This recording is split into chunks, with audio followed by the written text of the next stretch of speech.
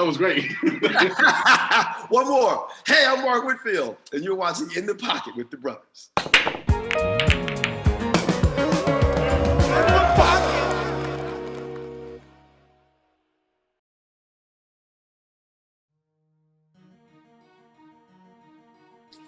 Anyway, man, thank you so much for doing this. So this is officially our first episode. Awesome. What's the name of the program? In the Pocket. Yeah, this is trying to decide. Yeah, we're thinking of In the Pocket. So eventually, probably. I like that. Yeah, it's I like pretty that. catchy. You came up with it. Should we just get into it? We should jump right in, absolutely. Anyway, I know you got your first guitar from your brother, right? Yes, I did. Did he actually study guitar or not really? No, my brother was tone deaf. But all three of my brothers were more than 20 years older than me, right? And so they all were out of high school, they joined the Air Force. And unfortunately for them, that was just in time to serve in the Vietnam War. So they all went to serve, and fortunately they all came home. My brother David, he, the middle of my three older brothers, was a big blues fan. He couldn't play or sing, but he loved the blues. So when he got home, our sister, who's right in between, so she's 16 years older than me, and she was 8 or 10 years younger than them. She brought my brother David a guitar, a cheap guitar, for a coming home present. And he couldn't play it. So after about 2 weeks, he gave it to me for my 7th birthday. And he gave me his favorite blues record, Lightnin Hopkins, Anthology of the Blues. And that was how I started. Okay, man, cool. So what is it about the guitar that's really made you dedicate your whole life to it? What do you think? I know it's probably hard to put into words, but... That's not so much. First of all, my family wasn't very musical. My sister was actually a great classical violinist, but she quit the day she graduated from high school, became a stockbroker, and never went to college, never looked back. My brothers, like I said, my parents were not, didn't play music professionally or even at home really for fun, but they made sure that I grew up with a great appreciation for music. So I got to see, where I grew up on Long Island, there was a concert hall there. I saw the symphony, I saw opera, I saw Michael Jackson, I saw Jackson 5, I saw... my brother, yeah, we really like Michael Jackson, actually. Oh, who doesn't, right? Jackson, you know what I mean? Yeah, and I saw Count Basie Orchestra, I saw Duke Ellington, I saw Ella Fitzgerald, I saw Oscar Peterson with Joe Pass.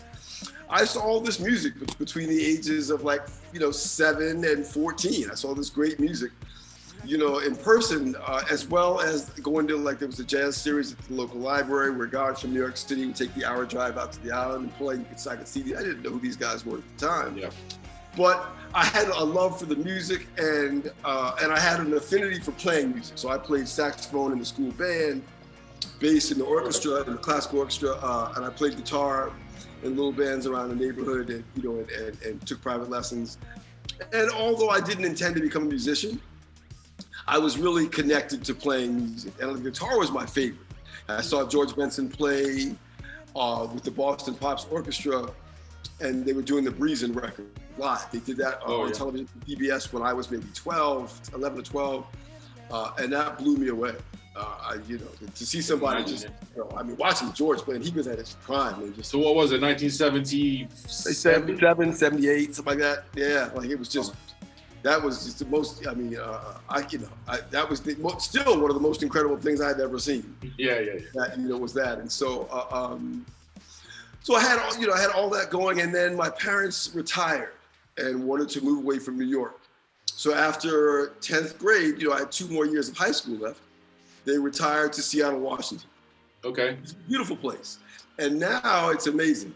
But in 1982, Seattle was like a pumpkin patch compared to New York, right? Nothing. And so we didn't have internet and shit like that. I was just going to nowhere, right? Leaving all my friends and all this shit. So when I got there... but now it's in the 90s, it became like the sort of a music mecca, right? Of course, but I was too early.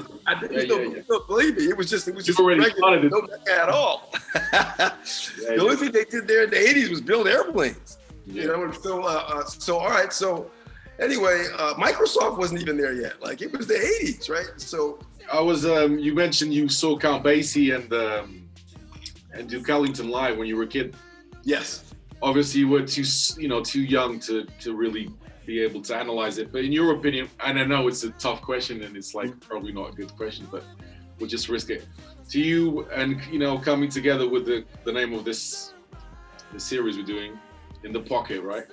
So who to you was more in the pocket? Count Basie? Oh, dude, no question.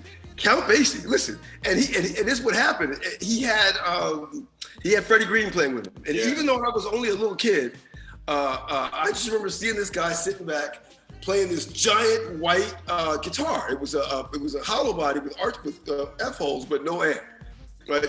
And I could see him. He had a microphone in front of the guitar. And the reason I remember that so much is because I had just started playing bass in my jazz band in my high school, and at that time I didn't have a pickup. Yeah. So I had to play with a microphone in front of my bass, and I remember how hard it was to, and so that's why, and then Count Basie would do this thing where the whole band would leave the stage, just him and Freddie Green. Oh, really? I never seen that. They would do a duet. He says, okay, this is gonna be the guitar feature, right? And he would start playing stride piano like this, right? And Freddie Green, was waiting. He said, "Hold on, Freddie, hold on, not yet." And he basically played like the whole song. And he's like, "Now," and then Freddie played like 8 bars. You know what I mean? Okay. But Count Basie said, "Now I want to, just now that I've been teasing him, I'm going to show you guys something." And he played like a little bit of a song with the band without Freddie Green. And then he said, "Now, to me, even though we're all great musicians, we don't swing the hardest until Freddie Green plays." Yeah. And then he did it again, and Freddie chomp, and you could just span the whole. That was the hardest swing I've ever heard in my entire life. What is it? You probably have had access to, just some, general knowledge about his technique. So just if you could give us sort of a quick explanation of what's your take on it. Sure. I mean, the coolest thing about it was the stroke. So, when you think of the guitar, everything is, we all, you got your strings, it's a flat stroke, right? But Freddie, the way that he played, you can see, it's almost like he was drawing the sound in a very percussive, quick and swift and accurate attack, drawing the sound from the instrument. And it was real consistent. Chum, chum, chum, chum, chum, chum, chum, chum, chum, chum, almost like playing a hi-hat. Yeah. And it just, and so that combined with really high action, really heavy strings, and small chords, 2-3 note voicings, ching, ching, ching. Okay, yeah. And it cut through the sound of the band. More of a mid sort of it's almost, when I hear him, it's like he took all the bass out of the guitar, at the very mid high end range, right? Right, and to accomplish that, I'm talking about this because my older brother, right? He always says when we play, play like Freddie Green, or he's very much into that sort of standard music, Sinatra. Oh, your older brother's got good taste. Yeah. Anyway, okay. I had the chance to be Freddie Green. So, I'm in one movie. Right, as a musician. Did you? There's a Robert Altman, the great director Robert Altman, made a movie about jazz called Kansas City, and it's about an election, a rigged election that happened. Sorry to interrupt. Could you flip your? How's that? Yeah, that's cool. Thank you. You're up. All right. So the movie itself is about a corrupt political election, like we don't have those anymore, right? Right? But it's about one that happened back in 1934 in Kansas City. Okay. But the big thing about what was important, Robert Altman lived there then. He was a child when he grew up in Kansas City, and he lived through that election. But what he remembers the most was how important the jazz clubs were, because back then, in this country, black people were on one side of town, white people on the other side. But on the black side of Kansas City in 1934 was Count Basie. Yeah, because Count Basie is originally from Kansas, right?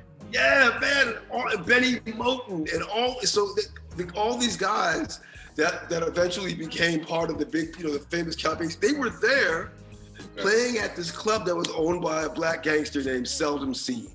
And the black gangster in the movie was played by Harry Belafonte.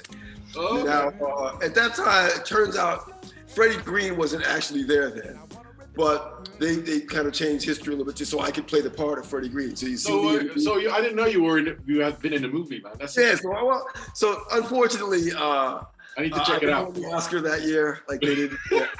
I think maybe Denzel. I'm gonna put the link under the YouTube video anyway, so we can check it out. That's cool, man. Yeah, I mean, and so I had the challenge of playing. I had to record like that, because we recorded the soundtrack. They built a club for us to play in the movie, and we did the actual movie soundtrack. Sorry to interrupt. You recorded this with who? Was it with the Count Basie Orchestra? No. So it's me, Nicholas Payton, Joshua Medley, Craig Handy, Chris McBride, Victor Lewis, Cyrus Chestnut, Jerry Allen, Ron Carter is in it. I mean, it's just a huge James Carter, the great James Carter on saxophone. Just a great all-star big band of guys, and we all had characters to play based on cool, 1930s Count Basie band. And I can tell you, just from I had 2 weeks of Russell Malone is there too. We alternated, and so the real challenge was actually playing, and swinging, and playing forceful enough where the guys in the back, because I sat up in the front next to the between the saxophone and the piano. So to play enough where the guys in the back could hear you, man, that's not easy. My arm would be tired. So you would put a mic up, right? You put a mic up, but there were no monitors because we made it seem like, so the microphone was for the recording truck. Okay. But the guys in the back of the band had to hear me like they were just in the club. That was it. And if they couldn't really hear me, then you have to wonder what was my point of being there. So because there were no monitors and shit back then. It was you could hear the guys and you couldn't. So that's the beauty of Freddie Green, is that not only did he make the Count Basie band swing, was he just but he had enough presence and strength and sound to fill up a room, and I somehow recognized that even just a little bit as a kid. I was like, man, that dude is amazing, and I'm glad that I got to see him play live before he died. Well, we have this. Everyone's seen it, I guess. There's this major Sinatra gig, the Rat Pack, where it opens up with Dean Martin, then it goes into Sammy Davis, and it goes Sinatra's at the end, right? The producer is Johnny Carson. So when Sinatra comes in, it's the Count Basie Orchestra. Woo, yeah, baby. Actually, yeah. Sammy does it as well. When Sammy comes in, it's with the Count Basie Orchestra. But when Sinatra comes in, it's the Count Basie Orchestra with Quincy Jones, Yes. running the show. And so that position of Freddie Green, between the piano and the saxes, and this is the way that he puts his guitar slightly, It's up here, right? Yeah. Anyway, that's good, man. Yeah, right. And who's a huge fan of Freddie Green is George Benson. And it's funny, that was one of the first things that George would talk to me about when we started hanging out. He said, you have to pay very close attention to the physical attitude that you use when you approach playing a style of music, because the physical attitude brings that style to life. Like you have to get into, almost like getting into character. Yeah. And he's like, when you play like Freddie, you can't just do this with your hand. He said, man, you got to understand that whip, chop, chop. Yeah, almost dig into it, right? Yeah, and I looked. And it's funny, and I we didn't have YouTube and all that shit back then, even when I was hanging out with George.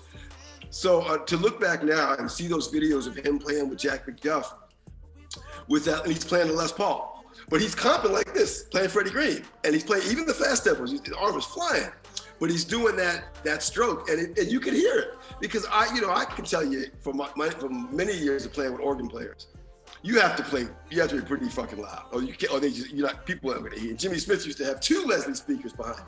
It was like an organ concert, like an organ rock concert. But you still have to be able to play that Freddie Green comping it sometimes. And I can tell you, it's hard in your head to play chomp, chomp, chomp, chomp loud, because it just feels inappropriate, right? And so, so the more sound you get from the instrument, the less dependent you are on your amplifiers and the sound system and all that.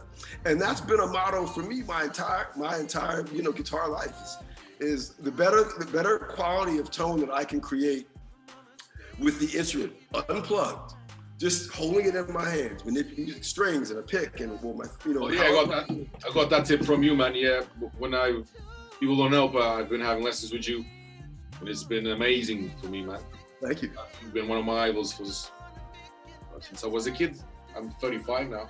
I was 13 when I bought your first album. That's crazy. One of the good tips you told me was to practice without any amplification or any, just the whole sound of guitar. And I think it's been helping me, a lot, you know what I mean? In a lot of aspects. Plus everything else you've been, Hey man, I'm just glad to share the tip, bro. Yeah, man, it's great. It's been awesome. Anyway, you actually spoke about George Benson and J McDuff. So I know that one of your first gigs was at the Blue Note. Yeah, like at the Blue Note, after hours. Yeah. And that was straight after you arrived in New York after studying in Boston. Yes. You had a daytime job, and then at nighttime you would go and do these late night gigs, right? That's it, baby. That's where you met George Benson, right? Am I correct? That is correct, yeah.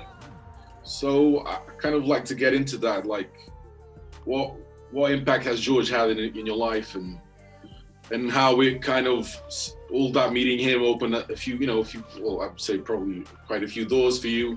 Sure. I mean, if you could just elaborate a bit on that so we can. Well, my life with George, my life as a musician was on a path. I'd gone to Berkeley. I graduated from Berkeley. I've always been an exciting person. I have a lot of energy and whatever. And so I think I You're a good storyteller too, man. Right. And I've come to terms with the fact that I require a lot of attention. Like I realize, I'm going to get some attention from, just for me. But I was not what I would consider a guitar player of note. You know what I mean? Like it was going to take some time. Yeah. And I probably would have eventually developed, maybe a few years after being in New York for 5 or 10 years, got some good gigs, maybe made a record or two. That was kind of the life that I was going to lead. Yeah. But I had been in New York for 6 weeks, playing at the late night thing, and George Benson walks in. Now I knew his son Robert because Robert went to Berkeley. Robert's first year was my last year, so I met him a little bit. We didn't talk much. He's a musician and he plays saxophone. He plays saxophone and keyboard. Okay. But he's not professional. He doesn't play anymore. Okay. But I think he had aspirations of playing, whatever. But it must be hard to be this child of how does Ravi Coltrane play saxophone? That's just, he's great at it. But how is that even possible, right? Like, yeah. So you have to be an amazing human being, I think, to do that. But anyway, I met George that night, and he liked the guitar that I had. The owner was like, "Hey, George wants to sit in. Can he use your guitar?" And I was like, "Of course, it's George. Can I just meet him?" And I went over, and I had my old Ibanez, the lawsuit model. And the guitar that whenever I looked at it, I always thought it was a Gibson. It's like, right. And George is infatuated with, because those are his first guitars. Those Ibanez's, those are the ones that he played before he made his deal with Ibanez, right? And so he said, he looked at me and said, "Brother, every time I see one of these guitars, I buy it. I might have to buy yours." And I was like, "Oh, no, dude, you can't buy my guitar. Like, I love that guitar." But I was like, how much money what are you talking about? Yeah. Right. So anyway, George played. And when he came off the stage, I was happy because I didn't have to play. But then they decided to have the late night band go up to play for intermission, which meant I was gonna have to play in front of George. And I was like, "Oh shit, I'm gonna die. I can't play for George. Like, I'm just, I suck. I'm young. I'm nervous." And he was like, he could see it in my face. He's like, "Man, relax. I can't stay. I'd love to hear you play. I'll come back sometime." And he and his wife, they split. But they didn't leave. They just hid behind the door so I couldn't see him. And he watched my whole set and then left me a note that he liked me. I mean, I was excited. I was inspired just seeing my hero. I was relieved because he had split. I probably played 10 times better than I had ever played before in my life, and he was there to hear. Wow, man. And so for sure, a week later, he came back to see me again, and he said, "Man, I like what you're doing, but playing with these other young guys is only going to take you so far. You got to play with the older cats so you can learn how to straighten all this shit out. You need to play with somebody who's going to look at you and scrutinize and judge every note. They're gonna fuck with you about the shoes you got on, to the guitar. Everything has got to be right, or they're gonna give you shit about it." And he said, the great thing about that is, it just teaches you to hold yourself to a high standard. you know, and that, because at this point in your life, at 20 years, I was 20 years old. Yeah. At 20, just turned 20. He said, man, this is how you grow. So George said, he said, man, look, I'm gonna go to Europe for this tour. When I come back, I'm gonna go uptown and find Jack McDuff and tell him about you. But I couldn't wait, right? The next day, I found out where McDuff was playing, and I went to see him, and I introduced myself, and he was so mean. Jack was just like, ooh, I like how to meet you, you know, blah, blah, blah. And he said, well, you know, you might be in luck. I think my guitar player's quit. And I was like, well, I wonder why. Yeah, exactly. Right? But I mean, this is the great Jack McDuff I'm talking to you, right? But so I was relentless. I was like, well, man, I want to play with you. I didn't mention George. I was like, I just want to play with you, well, you know, and everything. So he says, well, come by my house tomorrow for a little rehearsal. We'll see what happens. You know, I got to his house and you know, and I'm always late for everything, but I was early for that. He was 4 hours late. So I'm in his apartment. His wife was like fixing me food. I'm just kind of sitting around, you know. He finally comes home. He'd been out drinking from the night before, so he probably he's like still drunk, you know. And he's like, "Oh, what's up?" So we sit down in front of the organ, and he starts playing. He's like, "Oh man, yeah, you can swing, you know, okay." And he says, "Well, can you read?" And I said, "Well, sure, I can read." Took out some charts, and Jack was a great arranger. He had all these beautiful arrangements, but the music had like coffee stains and blood stains and bullet holes and like all kind. You know, I was just like, so it was incomplete. He was like, yeah, well, the saxophone player, Andrew Beals, if he's willing to teach you all the rest of the stuff that you can't really read in the charts, then you can join the band and start tomorrow night. You called it head arrangement. So, is that what you mean? Yeah, exactly. Head arrangements on standards and blues. Yeah, just do his own twist. Jack could make anything sound great. His writing mentor was Thad Jones. So he had a lot of labels that were kind of like that. And so I called Andrew and whatever from Jack's house. But this is the days of you know, home phones, right? And so I went to his house, spent a couple hours with him. He liked me, so he taught me all this stuff. And I joined the band the next night. Wow, man. And I would tell you that everything was great except for the first 2 or 3 months, Jack fired me every night. He'd look at me and he'd say, because he's at the organ and I'd be standing next to him. He'd look at me and he'd say, "You're fired." And he'd say, "But yeah, you're fired. But now tomorrow night, what I want you to do is," and I was like, "Oh, okay." So I'm on probation, right? Like I'm always almost fired. And but man, he messed with me about everything. Jack, he hated the banjo, the instrument, the banjo, right? Just hated it.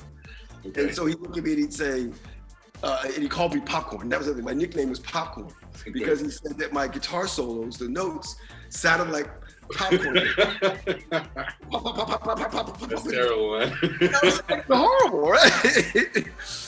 He called me Popcorn. And he said, "Hey, Popcorn." He said, "Hey, Popcorn. It looks like a guitar, but it sounds like a banjo." Right? He'd say that, and I would just like, but instead of being like shrinking and being sad, I would just get angry. Fuck this old man. All right, look, tomorrow night, you know. Yeah, I bet after a while, you were the one who was like calling the shots, man. Right. And, you know, 6 months later, man, I was running that band. Right. But you know, I love this man to death, right? And so I spent 2 years with him. You know, and he let me do my thing. Every once in a while, he'd be like, "All right, that's too much," you know, or whatever. He'd bring me back when he needed. Got a bit. Yeah. But you know, because the last thing you want to do is have an obnoxious 21-year-old running around and thinking he's in charge. But it was the most amazing, what I call graduate school, education of my entire life. Well, that's exactly what Benson did, right? He started absolutely Jack McDuff. Right. And you know, if you hear those first albums that I recorded, which were with Jack McDuff, well, he had done stuff as a kid, as a singer, right? Yeah. Then he did those albums, Jack McDuff, and you know, after all that, like, you know, 5 years later, his guitar skills were just like, dude. Well, you know, it's funny. I can imagine the same thing with you, man. I didn't hear anything from you from that phase, you know, when you played. There's the video. There's some YouTube videos of me playing with Jack McDuff when I was 21 in Leverkusen, Germany. Okay. Some people, I don't have it, but I've seen it on YouTube. I don't really know how to find it, but yeah, if you have, and it's me with like an afro, and you know, and it was funny. You could tell. Who's got an afro? You've got afro? Oh yeah. Oh yeah. Oh cool. But what's really funny is you can tell how much I like George because I'm playing my Ibanez, and I wanted one of those straps with the studs on it, but I couldn't find it. So the only one I got, everyone wants that one, man. Right. So I've got like, there's a guy used to make those for George, right? You can't buy those in the store. So I found one at like Sam Ash, like the guitar store. It looked like Metallica, right? It was like metal skirts, like all the wrong kind. And I was using that, right? Like me with my suit on and my Metallica strap. It's just all messed up. And my afro. I did something of the sort as well, man. When I was like, man. But I'm playing my heart out, and so, so is your brother laughing at that one? Yeah. So, to me, those were some of my the best years of my young musical career, my young musical life, because I would just grow. 6 months of growth would happen in 6 weeks. Because every day you practice. Pressure, man, the pressure every night. Yeah, dude, we traveled. Did they have like an emotional toll on you? Or not? Oh, for sure. Driving you crazy. Absolutely. It was. Yeah, I mean, and Jack, and the worst part about it was when we had to travel together, like in Europe, because we get like Euro passes, right? And so we'd be on the road for 4 or 5 weeks at a time as a group. There's just 5 of us: drums, saxophone, Jack, of course, myself, and a guy, our singer.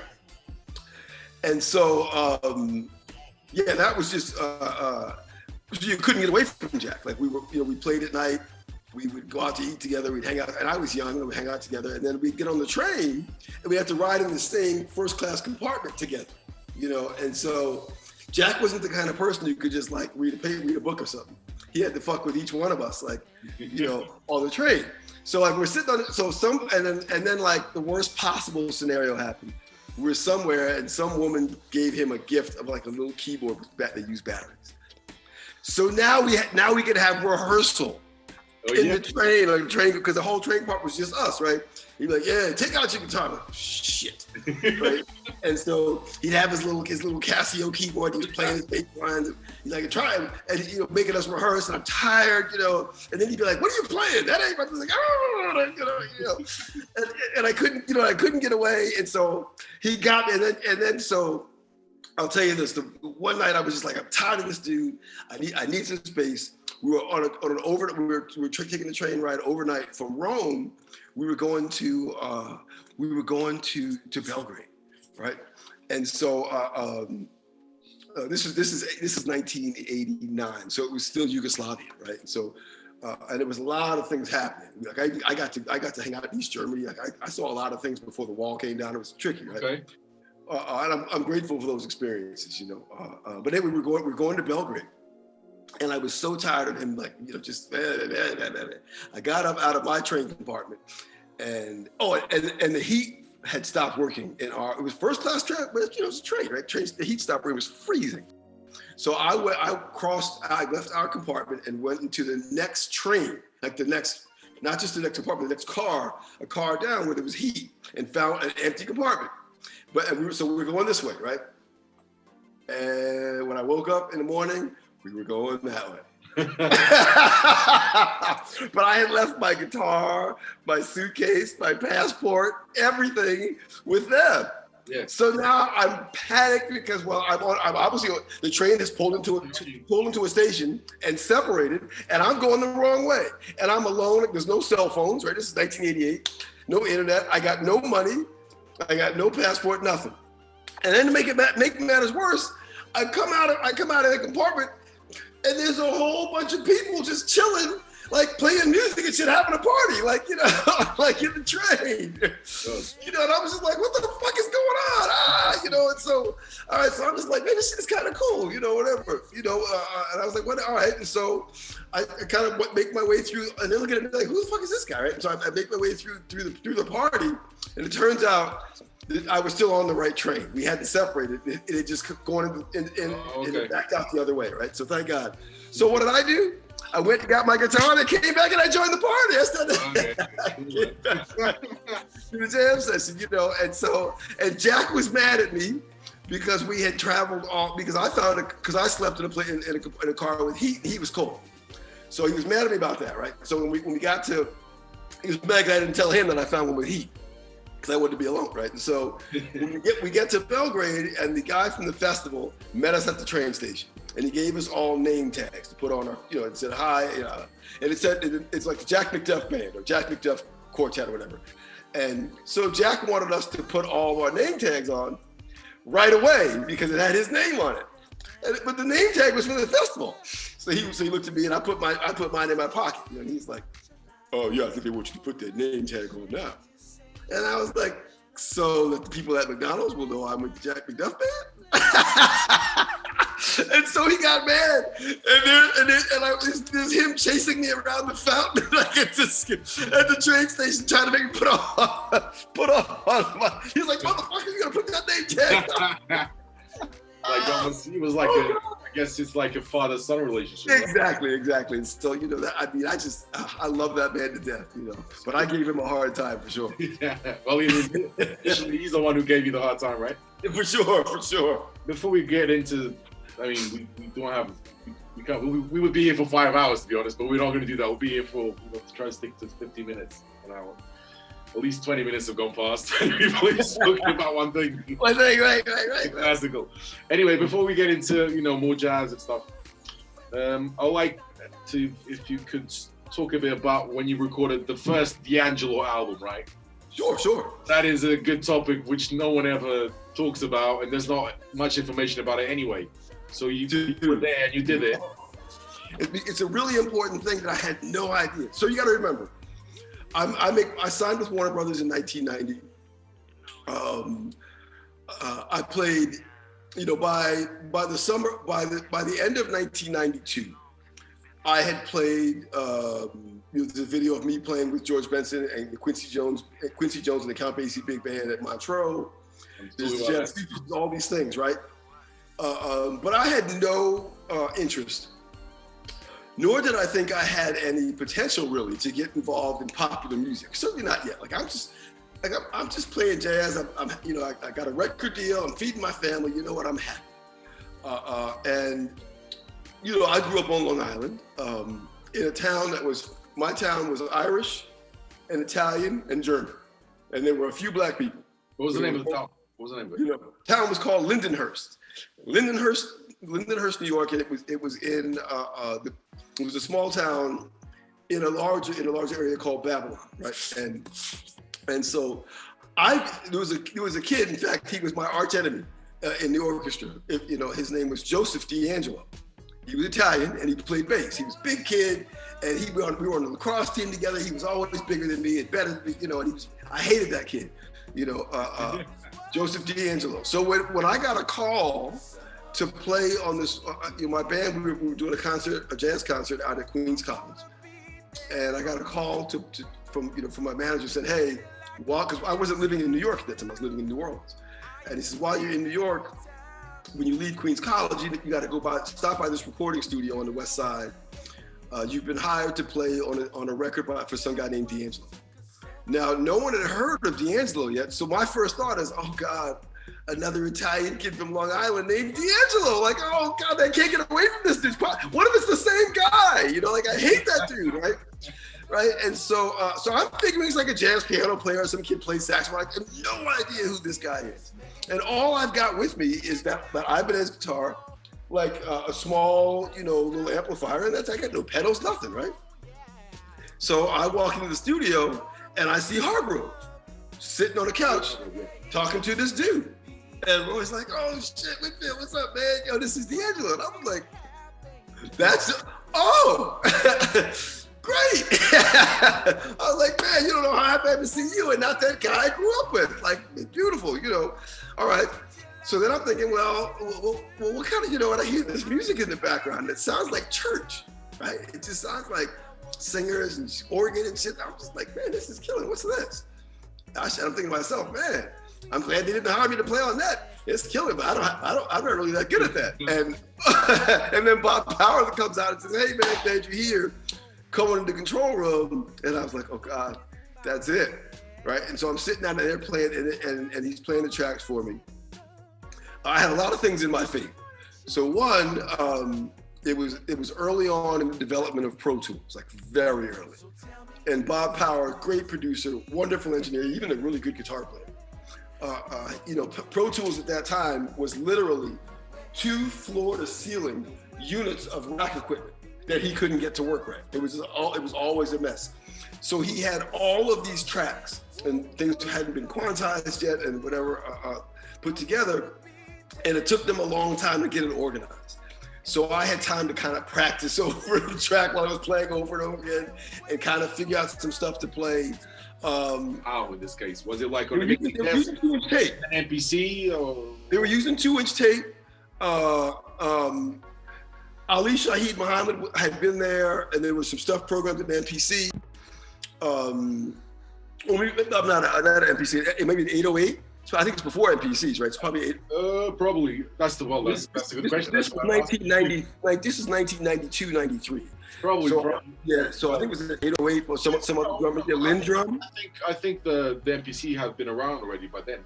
Okay, I wouldn't have known. There's like the West Coast hip hop was already using. Maybe you're right. But whatever it was pretty early on.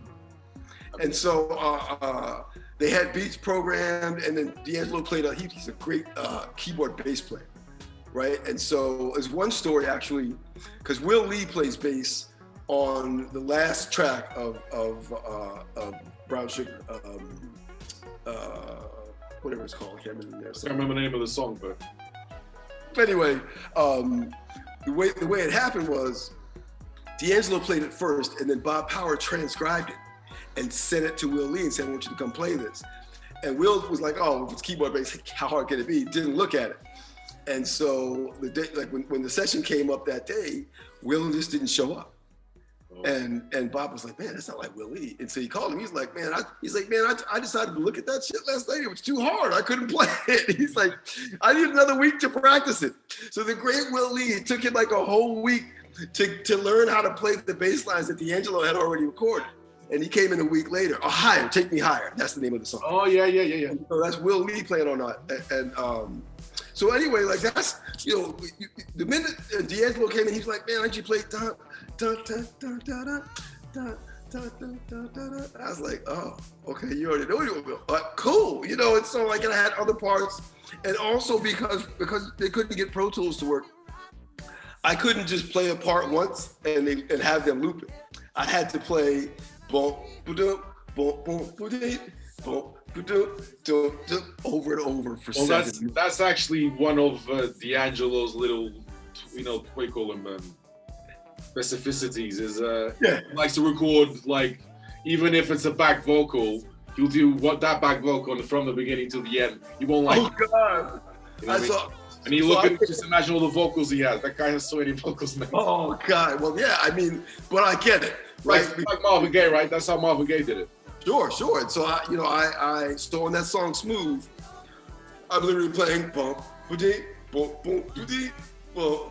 I must have played that for like 3 hours till I got the whole thing right. The other one you play on? I play on "Smooth." Yeah, and the one they start off with the guitar solo. That's smooth. Yeah, man, that's cool. And then I played the parts on those Dreaming Eyes of mine, but the sound wasn't right, and so Bob Power replayed that solo. So on the record, that's Bob playing. It's not me. Okay. Cool. But that particular recording, man. How many days were you there anyway? I was there one day. I was there for 6 hours. Yeah. Well, that was got a lot done for. Dude, that was people take days months just to record. Right, that changed my whole life that day. Yeah, because then you got into sort of soul. Anyway, I consider you a soul player anyway. I mean, sure, but there's a difference between jazz soul. Exactly. You have that heart in it anyway. But you have to remember, I'm Catholic, right? My family, we went to a Catholic church, and so as a kid, I don't have that that American Black soul church experience in my childhood. I have none of that. And so where all of these guys who come from that experience bring that energy into the way they play R&B music, the way they play jazz and all that. I didn't have that. So I had to get to it from another way. You got it from J McDuff, man. Exactly.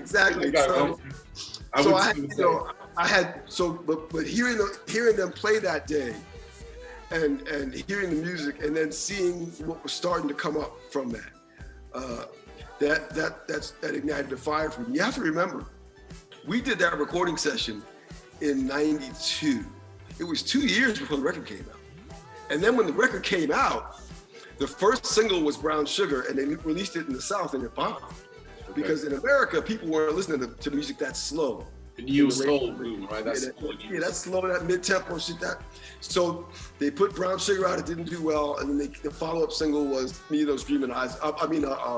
You're My Lady. Yeah, and that's the one that caught on a little faster, and it's the one that caught on. Then Brown Sugar came back out, and then he was gone from there.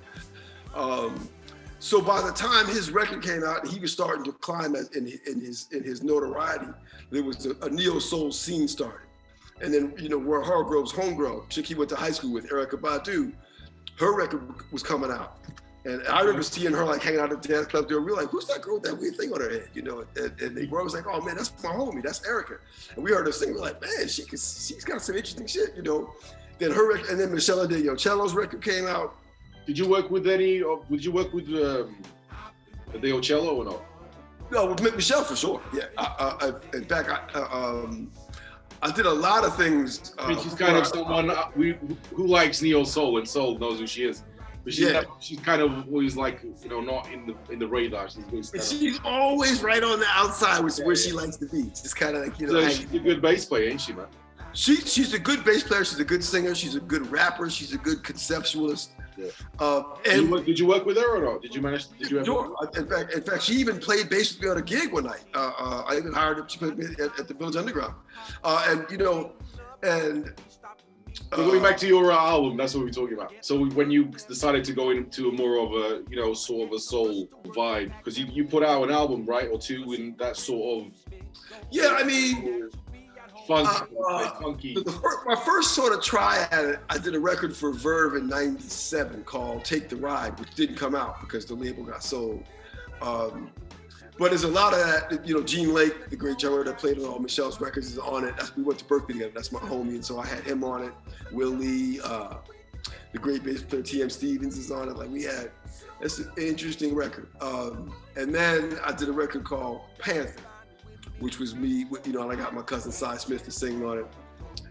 And that's really kind of, it's all about neo soul and some rock shit on it. There's a bunch of different things. And it's me experimenting. And I also had a band, a power trio, but the bass player sang, and he's just an amazing soul singer. So we played a lot. We had like some fusion shit we played, and then so for a couple of years I toured with that group as well. It was really. You did that. You did a tour with that guitarist called JK, right? Yeah, and then when I was a kid, I bought this DVD of you with this JK. Oh, the thing, the BET DVD, sure. BET DVD, right? Mm-hmm. That's a good gig, man. Pretty good gig. That drummer, and it's who's on bass there? I can't remember. That's Doug Wimbush from that guy is really that bass. Man, he does all that weird stuff. That weird stuff. Really sick. Doug Wimbush is bad. So that was great. JK's a good friend, and he's actually a good producer. He owns a studio in the city. And he helped me because with every development, with every new interest, the evolution of sound, I think is really important. And I do pretty well at staying true to my kind of core sound, just the instrument that I get from the instrument. But I like to color it with effects sometimes, but not in such a way where I lose my identity. So JK is like an effects guru. And he got me into the head of looking for pedals and checking things out, and there's some guys that turn pedals into another instrument, like they got the guitar and then this other thing they do with all the, and that's too much for me. I still just want to play the guitar. Sorry to interrupt. I've noticed you use two pedals, don't you? But it's like just, I guess, to fine tune your sound. Yeah, unfortunately, I'm guilty of a whole lot more than that. I'm just gonna. That's not Okay. Okay, so I guess there it is. Yeah. And that's my new economized version. I used to, when I first went on tour with Bodie, man, I had a pedal board that was about this big. It had its own flight case. But you know, one of my other guitar mentors was the great Hiram Bullock. Okay. And I spent a lot of time with Hiram, just hanging out in the city and playing it, you know, watching him play. And what I liked about Hiram was that he always sounded like him. It was always an identifiable, pure sound that he just sprinkled bits of effects on to add more flavor when that could enhance the situation. And so I applied that concept to everything, whether it's playing in jazz or playing in other things. And so my favorite sound, other than using a little delay and a little reverb, and I love to use the envelope filter, that old Mutron. Yeah. I just love that, man. Cool, man. I prefer that over distortion because most guitar players are all about distortion. And for me, I'm not that much into that. I'm man, you give me a filter, I can play on anything with my envelope filter, and I love it. And so that's kind of like the thing. That's probably the thing that I do. That's the biggest departure from my core sound. But it really helps. I feel like it's an add-on, right? Yeah, exactly. It doesn't take away from I guess your original sound, man. Yeah. We were talking about, spoke about Ndegeocello, and I would like to kind of get into Roy Hargrove, because you formed a band with him in the early 90s. Well, you guys formed a band with Christian McBride, Benny Green. So how did that come about, and what was it like? Who put you guys together? George Wein wanted to, the guy that ran Festival Productions, you know, JVC Jazz Festivals and Cool Jazz, all that stuff, the great impresario, wanted to put together an all-star band around Roy Hargrove. He loved Roy. And there was this young guy coming up named Nicholas Payton. Now, me and Nick already knew each other. And George's idea was to put put Roy's band together and have Nicholas as a guest. And Roy's manager was like, no. He said Roy would love it because he and Nick are friends. Yeah. But I'm not doing that to Roy's career, letting somebody else come and just play trumpet all over his band. You know, let that guy build his own career up. And as a manager, that's his job, right? So he said, but I have another idea. Since you want Roy so bad, Roy's at the center of this scene with all these great young musicians playing around New York. Why don't you let me put together an all-star band of these guys? So it's Roy's quintet. So it's Roy, Antonio Hart, who played saxophone with Roy at the time.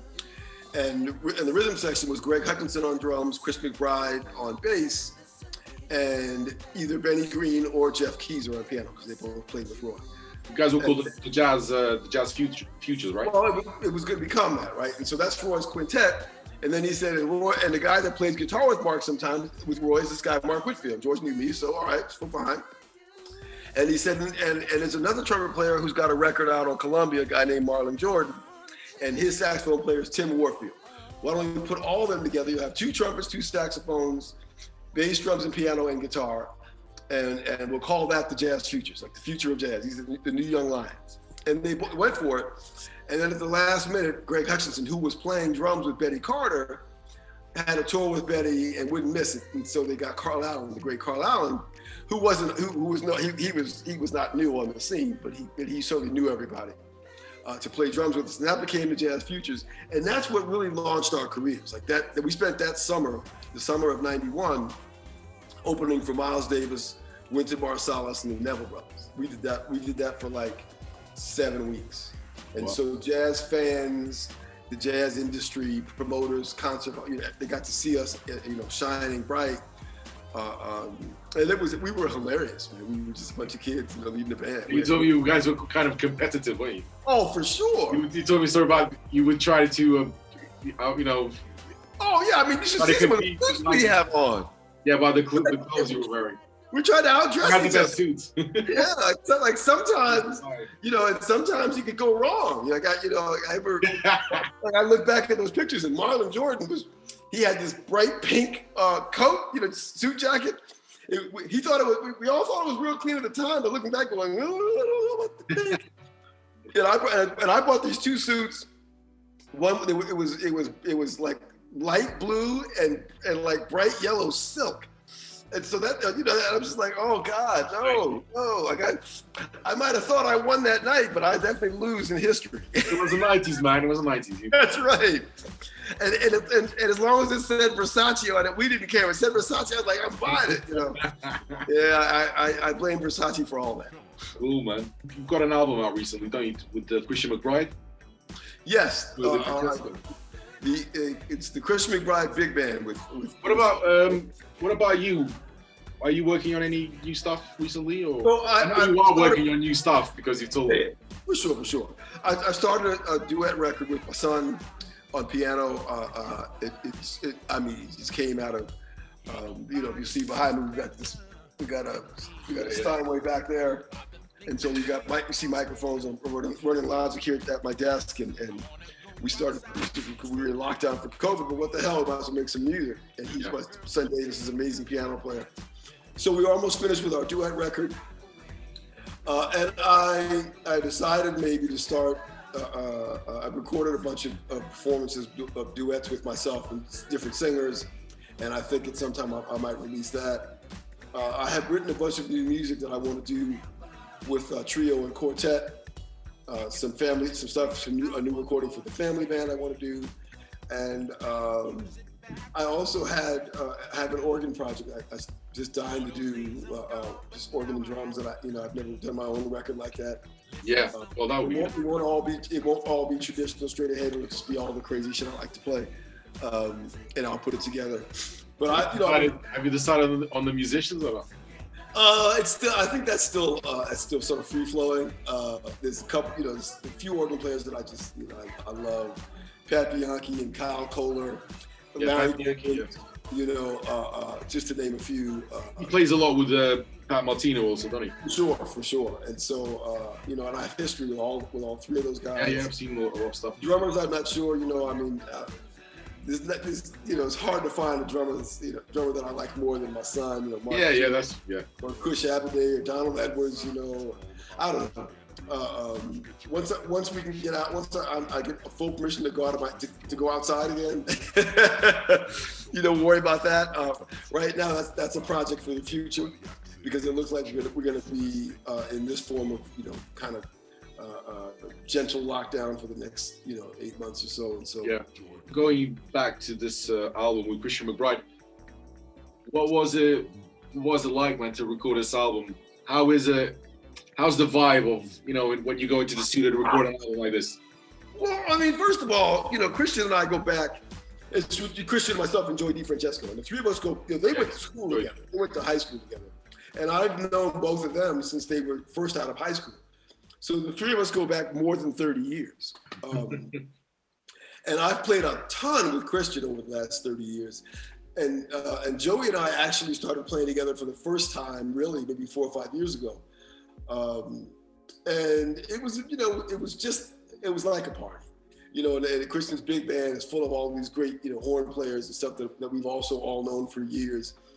And playing. The album's a tribute to, Amy, Wes, and Oliver, right? Wes Montgomery and Oliver Nelson. So playing those arrangements. Although it has one or two songs that are yours, right? Right. We brought in some originals but yeah, playing those big band arrangements, man. It just sounds so effortless when you hear those guys play. When you hear Wes and Jimmy Smith play, with Oliver Nelson, and you hear Grady Tate, and these cats. You're like, oh man, this is nothing. How am I going to be playing down by the riverside? Try playing it yourself. Hard as fuck. Like it just, it's so like it just to hear that sort of looming over, to have that looming in the background, and it was fun to step into that role and play that music. But it was also, I felt a heavy pressure. The original album's Well, it was really tight, right? On a lot of those Yeah. Oliver Nelson albums, right? Yes, indeed. The Oliver Nelson arrangements are very, I can't even explain it, but it's very, he has his own way of, his own sound, you know what I mean? For sure. And the whole combination of Jimmy with Wes, I mean, it's like yeah, it's like a three-way collaboration. In other words, Jimmy Smith plays Jimmy, Wes plays Wes, and then Oliver plays the orchestra. And so his arrangements, they play things. It's not like they just back up Jimmy and Wes. It's like there are parts where the orchestra plays this, and the writing and the impact of the performances is sometimes even stronger than the solos. Like, it's just, and so that makes it a beautiful challenge, because you got to come in, after the bam, and then you're in, man, you can't suck after that. Right, when they come after they have such a beautiful setup, you just can't suck. You're supposed to be great, and I really enjoyed it. The only thing I haven't really talked about this with anyone, but my sister passed away on the first day of recording. So she was here in New Jersey, and so I had we did. She had been sick, and so. We got through the first day. Three-quarters of the way through the recording, my phone rang. I looked at my phone and they told me she had just passed. So we finished that day. I went to the hospital. I spent the night with my family, and everything. And they wanted to they were like, hey, should we just stop and get back to this a few weeks later? But there was so many moving parts, and they had worked so hard to put it together. I didn't want to be the reason that it didn't happen. So I made it to the studio the next day and recorded.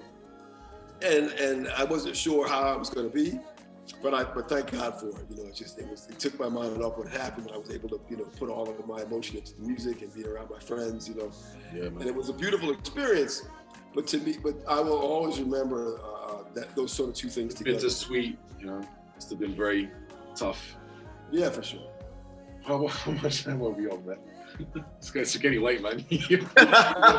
Right over there, it's like 2 a.m, right? I guess I don't know if you want to get too deep into the topic, but about this when you went to play in Montreal, man, with Quincy Jones. Oh, sure.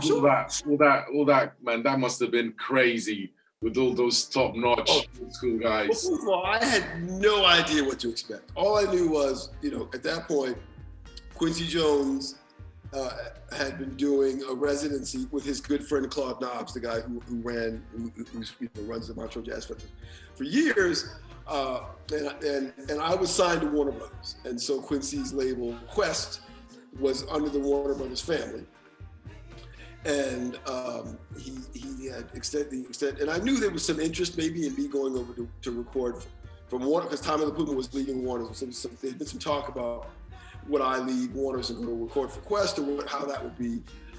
Anyway, they extended an invitation through management for me to come over and be a guest soloist with the big band that he was conducting. That's all it said, right? Great, it's great money, all expenses, wonderful. I get to the rehearsal, and of course the big band is the Count Basie big band, right? And Frank Foster is there. But since Quincy Jones is conducting, Frank's playing in the saxophone section. Like, this is the A-team, baby, right?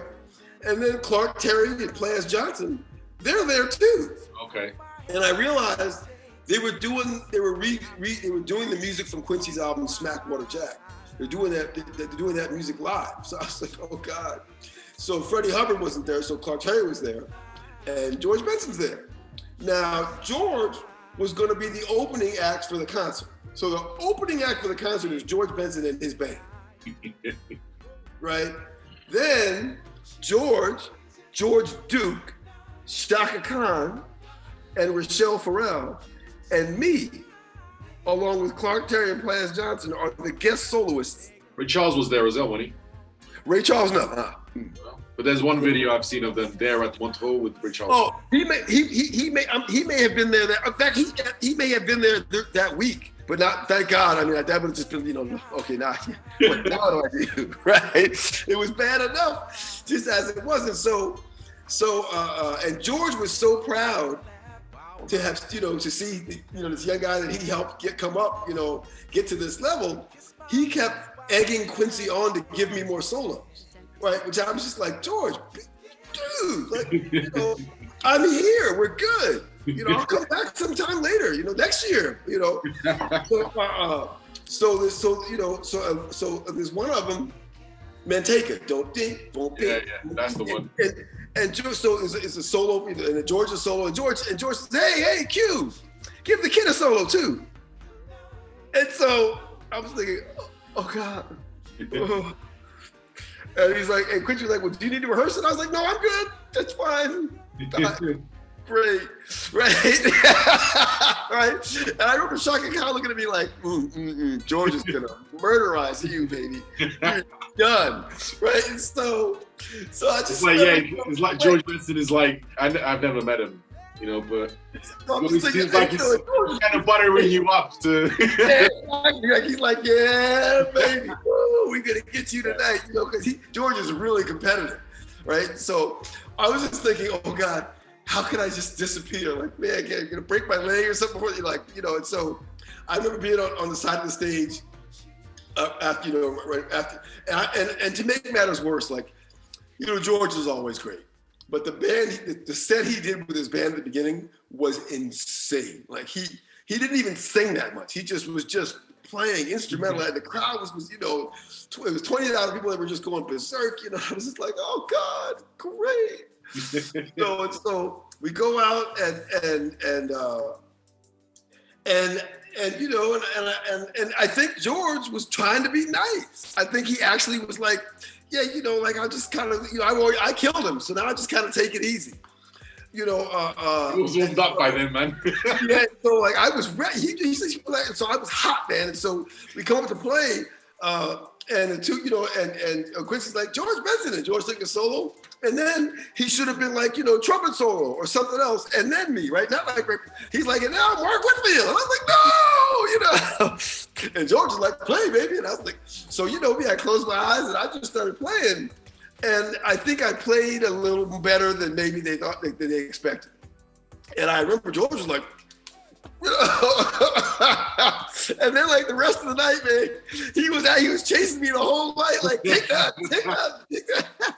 Yeah. And when I never forget when it was over, the crowd, I remember, we got a nice ovation, and George gave me a big hug. And Shaka Khan grabbed me and she said, let me tell you something, young man. I've known George my entire life, and I have never seen him do this. She said, congratulations to you. All right. I never forgot that. But it was a beautiful experience. I was really fortunate as a young musician to be invited, to so many situations like that, and welcomed and treated well, and treated so nicely by so many great musicians like that. I remember going, I opened a concert for J McDuff, and J McDuff was like this, elusive, mysterious guru who sort of comes down from the mountains every once in a while with his guitar and disappears, Is he based in New York or what? I don't know. He's on the Enterprise and outer space, and then every once in a while he beams down and plays and he goes back, right? So I got a chance to play to open for him. He was playing with a bass player that I went to Berkeley with, a guy named Kai Eckhart and Trilak Gertu. Oh yeah, that band was amazing, and then I opened for him again when he had Dennis Chambers and Joey DeFrancesco as a trio, and he didn't talk much, just a few words, but he was always nice, very very kind, and always brilliant, British, right? Huh? British, yeah. British, yeah. Yeah. Yeah, man, that's great. Dennis Chambers is an awesome drummer. Just a beast. Yeah. Have you ever met him? Sure. Of course you met. You met everyone. I mean, yeah. Well, sure.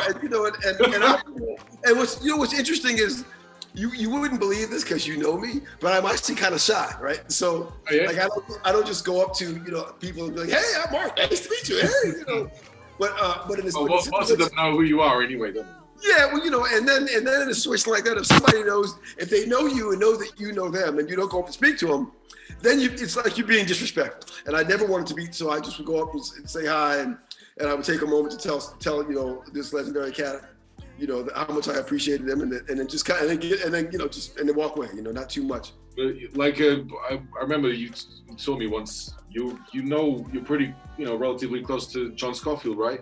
Yeah, sure. You guys to hang out. You guys, the thing is, you guys on tour, you always end up seeing each other, right? So, right, exactly. And Sco is another one.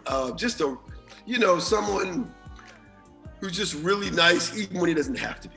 And so what I mean by that is, even in a situation where he could have just been, not concerned, and still been okay. He's someone who's extended himself and always been nice, And I have one of the funny stories I always tell about Sco. Is actually my son. I took Mark Jr., he was maybe 5 or 6. He was with me, and I was playing in Los Angeles, and he was with me. And I took him on my night off. We went to see John Scofield. He was playing at a club at Catalina's in Los Angeles. And at that time, he had Larry Goldings and Bill Stewart playing the organ trio. And Bill's kind of relaxed now, but this is more than 20 years ago. And so Bill was playing. He kept doing this, playing. He kept, standing up in his, And so, and the club was packed, and little Mark was sitting in my lap, we're sitting in the back, and he's like, "Daddy," I'm like, "Shh." And it's just as the music got soft, he said, "Daddy, I gotta tell you, that drummer needs a seatbelt." And they all started laughing because like, "Shh," But it's go. Your kids, well, we should probably talk about it. Your kids, they're both musicians, aren't they? Yes. How old are they? Mark Jr. is 30. He was born in March of 1990. He plays drums, and he tours a lot with Kurt Rosenwinkel and Orrin Evans, Sean Jones. He's on a couple of Grammy records with Kenny Garrett. He's just a beast of a drummer. He's been playing drums since he was 3 years old. Went to Berkeley. He also went to MSM, Manhattan School of Music, where he studied for his master's. Davis is 27, piano player. He also went to Berkeley. And he's been touring a lot with, recently with Theo Croker. He subs for Mike King sometimes. He got his own band. They play a lot with you, don't they? Also, and they play with me on occasion. Davis and I still play a lot together because he lives here. He's not on the road that much. But the reality is, you've been, although we're in a sort of a pandemic, more in or less in, but you've been gigging a lot, haven't you? Got a lot. Yeah. A lot of interviews, gigs. You did the Lincoln Center recently, right? Yeah. Yeah, the live stream for them. Live streams, obviously. Yeah, for sure.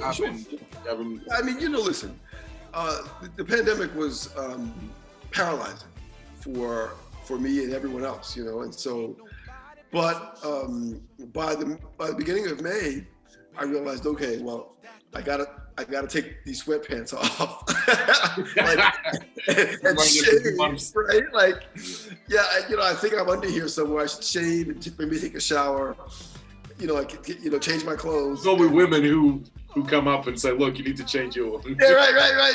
You're like, dude, you got to change your pajamas. You got it. You got it. Like my wife's like, still basic. You have got to get out of your pajamas. And so and my wife.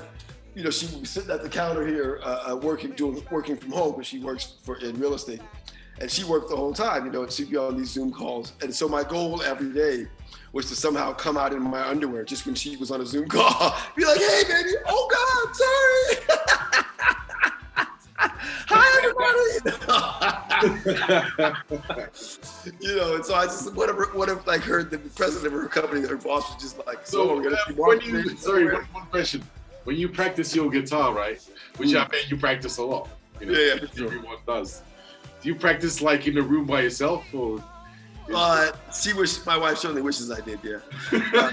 No, and and the thing is, a large part of my everyday practice is really rudimental. Like it's just metronome, scales, arpeggios. Because I have pretty good technique, but my coordination is not the best. And so I stay on top of my game by doing very simple exercises repetitively every day and then that frees me up to play all the other stuff I want to play. Okay. So if I practice for 2 hours, a good 30 minutes of that is going to be just basic rudimentary technique, and then I move on. And so there have been things like, please kill the metronome, heard in the background. Like actual fights have broken out in the house about the practicing. But my happiest place to practice, if I had a walk-in closet that I could hide in, it's great. I like to just, sit in a. But it's not because of the practicing, it's just in general. Yeah, exactly. Hey, want to hide, right.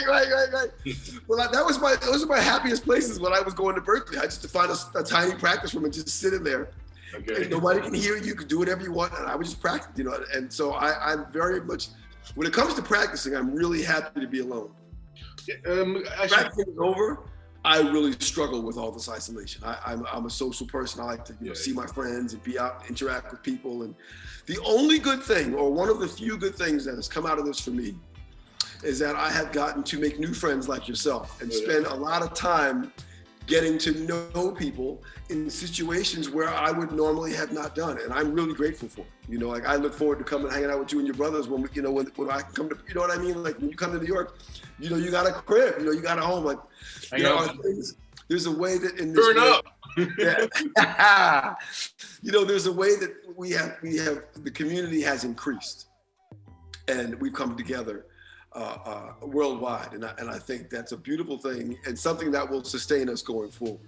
And I'm really grateful for that. Yeah, I mean, for me, it's been probably one of the best things in my 35 years has been to meet you. Is because I've never known anyone who has the knowledge of exactly the thing that I love the most, which is the guitar, right? You've dedicated your whole life to it. You've been surrounded by the people who also live around the culture of jazz and sure. And plus you got all these great little stories for nerds like us. From one nerd to another, baby. That's how we live. Just two questions what can be two questions. Berkeley, have you been back to Berkeley? What is your take on universities and how it's all coming along? Okay. I taught there for a while. In 2005, from 2005 to 2009, while my oldest son was going there. When I went to Berkeley, it was a very small boutique school. For instance, it only cost like $6,000 a year to go to school there, and now it's like $60,000, right?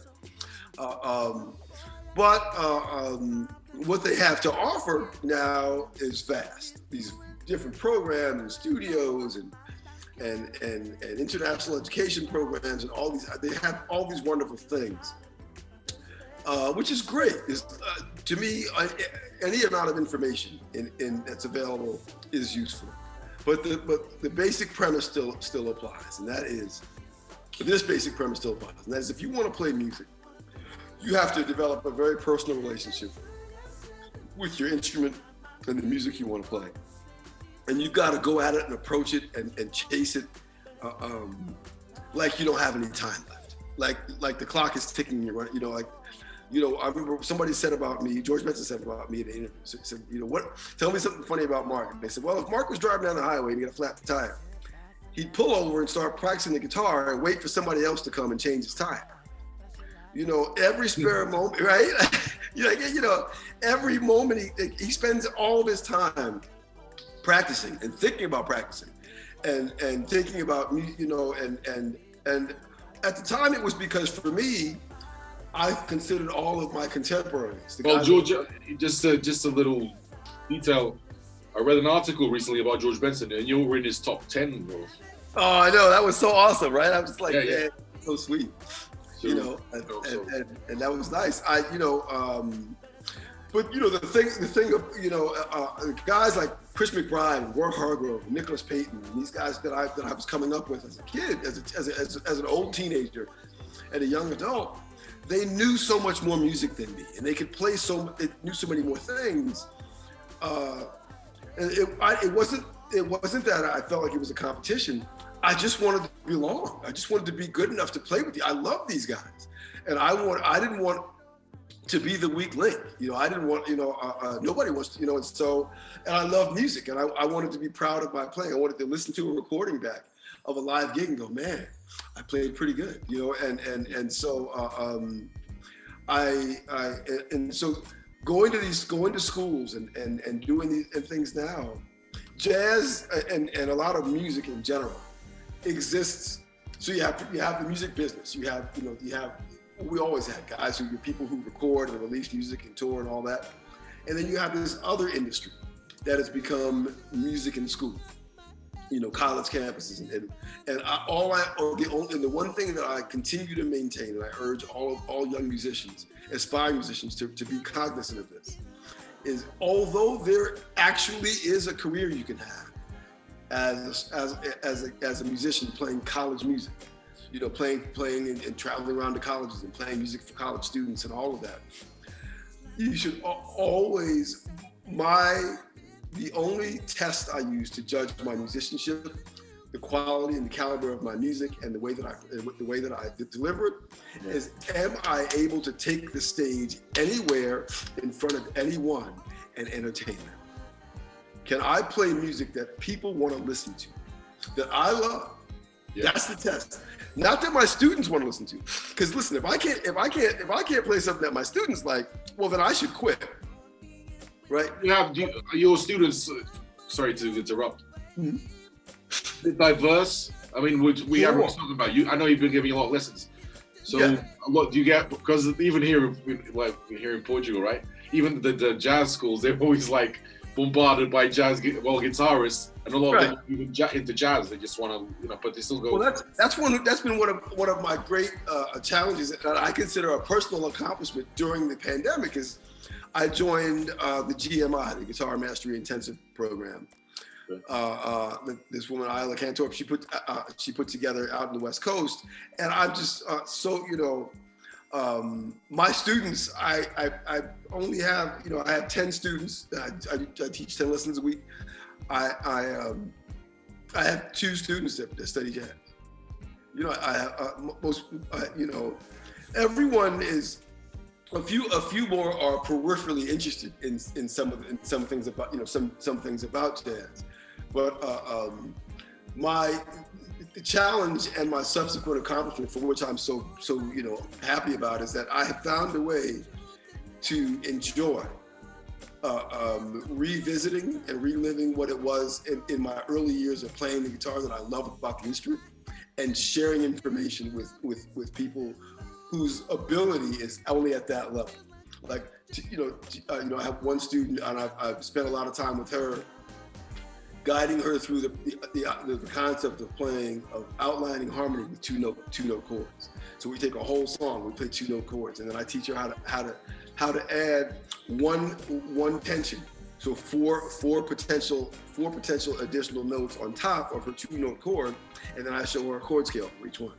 And we go through these progressions, and you just see the light. You see the light go. Oh, wow, I had one kid who's a child. He's a movie star here in the States. He's like a child actor, and and his parents are musicians or whatever. And so he's I think he's 10 or 11, and he's good, And so every week my challenge is to come up with a new riff that he can learn, so he can kind of play a song. And teach him a scale, because his little hands. He's not playing jazz. He's like 10, But I've got him playing like he can play you a nice 12-bar blues and play a riff, and play, and so we have a good time. And it's one of the things that I miss the most about being a performer, or about performing, is the connection to people.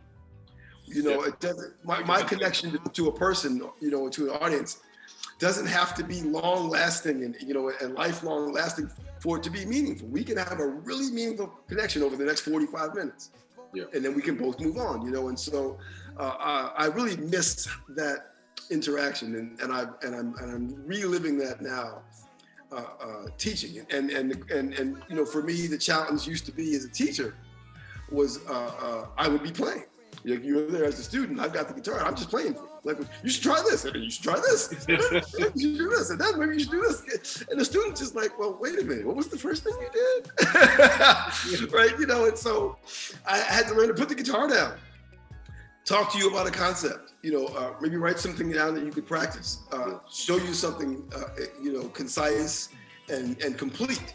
And then back away and let you be the musician and let me be the teacher. And so, and really learn how to enjoy that and find fulfillment in that.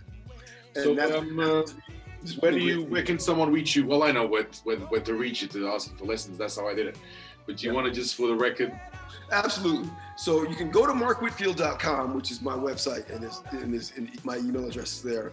You can also reach me at Mark Whitfield, the Guitarist, on Instagram, which is your best shot because I am addicted to Instagram. I'm on it all the time.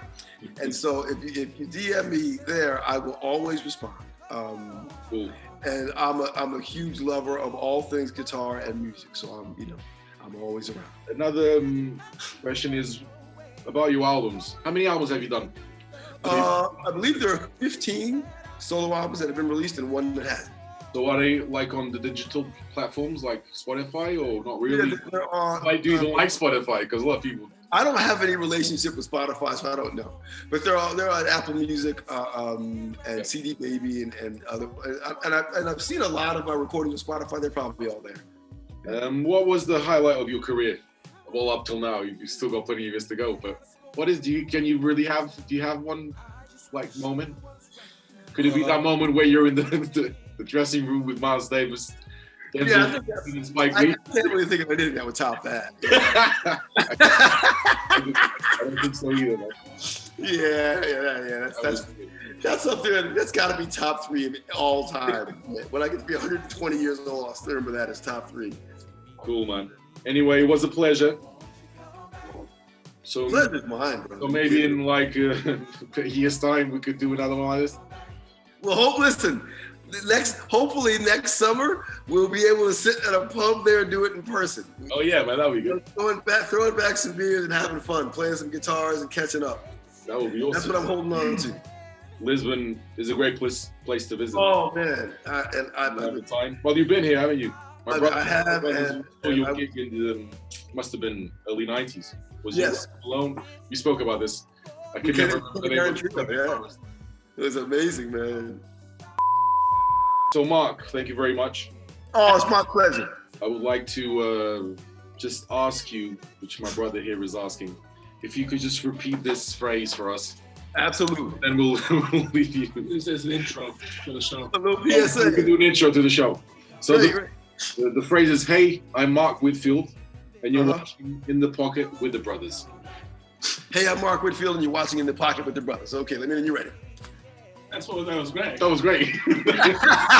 One more. Hey, I'm Mark Whitfield, and you're watching In the Pocket with the Brothers. Yeah, awesome. Beautiful. Oh, man, I'm going to let you rest now. Awesome. My pleasure, man. You're good people. I'm always down with good people. All right, I'll see you soon.